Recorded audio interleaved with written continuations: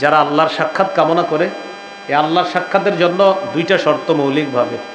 সূরা কাহাফের সর্বশেষ আয়াতে আল্লাহ বলেন, ফামান কানা ইয়ারজু লিকা রাব্বিহি ফালইআমাল আমালান সালিহা ওয়ালা ইউশরিক বিইবাদাতি রাব্বিহি আহাদা।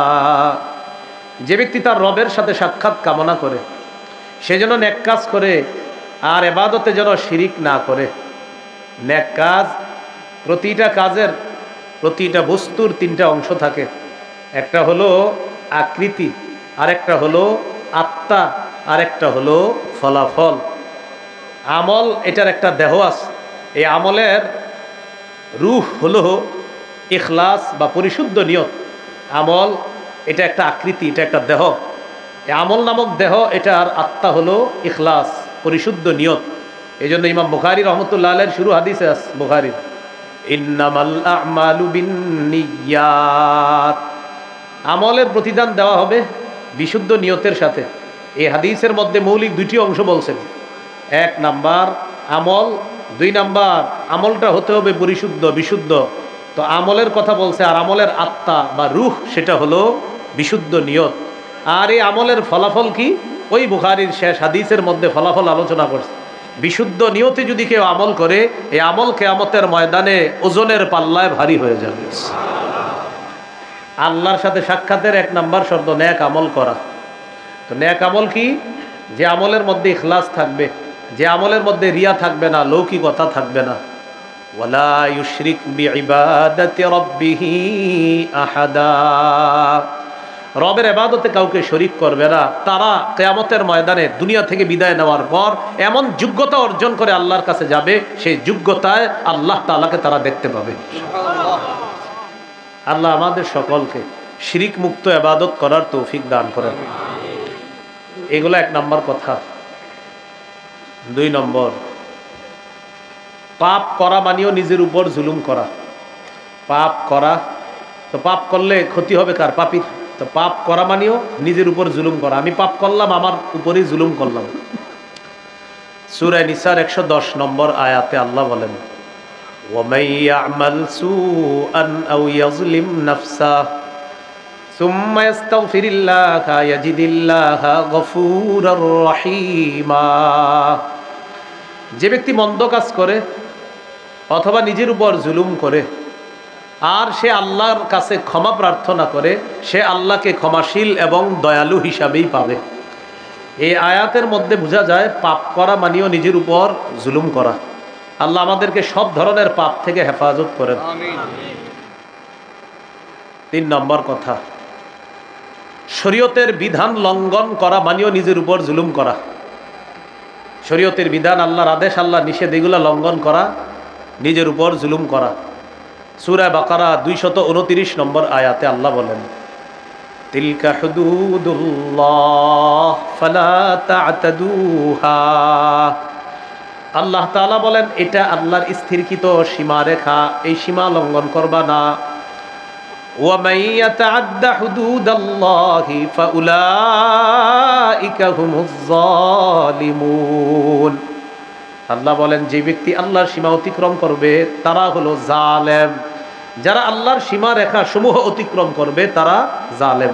এখানে আল্লাহর সীমা দ্বারা উদ্দেশ্য আদেশ, নিষেধ, শরীয়তের বিধান লঙ্ঘন করা। তো শরীয়তের বিধান যারা লঙ্ঘন করবে আল্লাহ তাদেরকেও জালেম বললেন। আল্লাহ আমাদের সকলকে এই পাপ থেকেও হেফাজত করেন। 4 নাম্বার, আল্লাহর ব্যাপারে মিথ্যা কথা বলা মানেও নিজের উপর জুলুম করা। আপনি আল্লাহর ব্যাপারে মিথ্যা বলবেন, তো এই মিথ্যার শাস্তিটা কে পাবে? মিথ্যাবাদী। তাহলে আল্লাহর ব্যাপারে মিথ্যা বললেন, নিজের আখেরাত বরবাদ করলেন। এর মানে আল্লাহর ব্যাপারে মিথ্যা বলা মানেও আপনি নিজে নিজের ক্ষতি করলেন। সূরা ইউনূসের 17 নম্বর আয়াতে আল্লাহ বলেন, ফামান আযলামু মিম্মান ইফতারা আলাল্লাহি কাযিবান আও কাযযাবা বিআয়াতি। ওই ব্যক্তির চেয়ে বড় জালেম আর কে হতে পারে যে ব্যক্তি আল্লাহর নামে মিথ্যা কথা বলে অথবা আল্লাহর আয়াতগুলোকে অস্বীকার করে? তার চেয়ে বড় জালেম আর কে হতে পারে? আল্লাহর ব্যাপারে মিথ্যা কথা বলা, শোনা, কল্পনা করা থেকে আল্লাহ আমাদেরকে হেফাজত করেন। 5 নাম্বার, অন্যের উপরে অত্যাচার করা, জুলুম করা মানে নিজের উপর জুলুম করা। আপনি আরেকজনের ক্ষতি করলেন, তো এই ক্ষতির ফলাফলটা ভোগ করতে হবে আপনার। এই ব্যাপারে সূরা বাকারার 231 নম্বর আয়াত মন দিয়ে শুনেন, আল্লাহ কি বলেন? ওয়ালা তুমসিকুহুন্না দিরারাল লিতা'তাদু, তোমরা তোমাদের স্ত্রীদেরকে কষ্ট দেওয়ার জন্য আটকে রেখো না এই নিয়তে যে তাদের উপরে জুলুম করবা।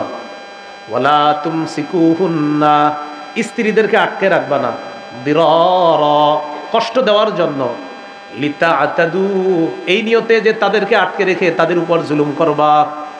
আল্লাহ তাআলা বলেন স্ত্রীদেরকে এই নিয়তে আটকে রাখবা না যে তাদের উপর জুলুম করবা, অত্যাচার করবা।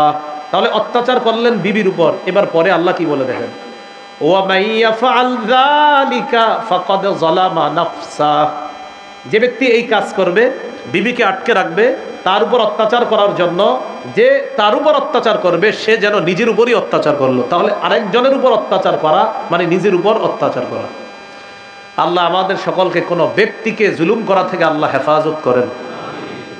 সূরা নাহলের 41 নম্বর আয়াতে আল্লাহ বলেন, ওয়াল্লাযীনা হাজারু ফিল্লাহ মিন বা'দি মা যুলিমু লানুবাউইআন্নাহুম ফিদ দুনিয়া হাসানাহ ওয়া লা আজরুল আখিরাতি আকবার। সাহাবায়ে কেরামকে নির্যাতন করার পর যারা আল্লাহর জন্য হিজরত করেছে, আল্লাহ তাআলা বলেন লানুবাউইআন্নাহুম ফিদ দুনিয়া হাসানা, আমি দুনিয়াতে তাদেরকে অবশ্যই উত্তম ঠিকানা করে দিব। ওয়া লা আজরুল আখিরাতি আকবার, আল্লাহ তাআলা বলেন আখিরাতে তাদেরকে যেই প্রতিদান দেওয়া হবে, আখিরাতের প্রতিদান আকবার, অনেক বড়। দুনিয়াতে যারা মাজলুম হয়, এই আয়াতের মধ্যে সাহাবায়ে কেরামকে মাজলুম বলা হয়েছে, কাফেরদেরকে জালেম বলা হয়েছে। আল্লাহ বলেন সাহাবায়ে কেরাম জুলুম নির্যাতন সহ্য করার পর যারা আমি আল্লাহর জন্য আল্লাহর পথে হিজরত করেছে, আমি তাদেরকে দুনিয়াতে উত্তম ঠিকানা দিব, আর আখিরাতে তাদের প্রতিদানটা অনেক বড় প্রতিদান হবে। সূরা হজের 39 নম্বর আয়াতে আল্লাহ বলেন, উযিনা লিল্লাযীনা ইউকাতালুনা বিআন্নাহুম যুলিমু, যাদেরকে নির্যাতন করা হয়েছে, যাদের উপর অত্যাচার করা হচ্ছে, তাদেরকে জিহাদের বিধান দেওয়া হলো। কেন? বিআন্নাহুম যুলিমু, তারা মাজলুম, তাদের প্রতি জুলুম করা হয়েছে, অবিচার করা হয়েছে। 13 বছর কাফেররা মুসলমানদেরকে জুলুম করেছে, নির্যাতন করেছে। আল্লাহ বলেন তাদেরকে অত্যাচার করা হচ্ছে 13 বছর পর সূরা হজের 39 নম্বর আয়াতের মাধ্যমে বললেন অনেক হয়েছে নির্যাতন, অনেক সহ্য করেছ, এবার নির্যাতন মোকাবেলা করতে হবে। তখন আল্লাহ জিহাদের বিধান দিলেন। তো এই আয়াতে সাহাবায়ে কেরামকে মাজলুম বলা হয়েছে, কাফেরদেরকে জালেম বলা হয়েছে। এই যে অন্যের উপর জুলুম করা, এটা অন্যায়। এই জুলুম করা মানেও নিজের আখেরাত বরবাদ করা। আমাদের দ্বারা কোনো মানুষ যেন মাজলুম না হয়, আল্লাহ আমাদেরকে জালেম হওয়া থেকে হেফাজত করেন।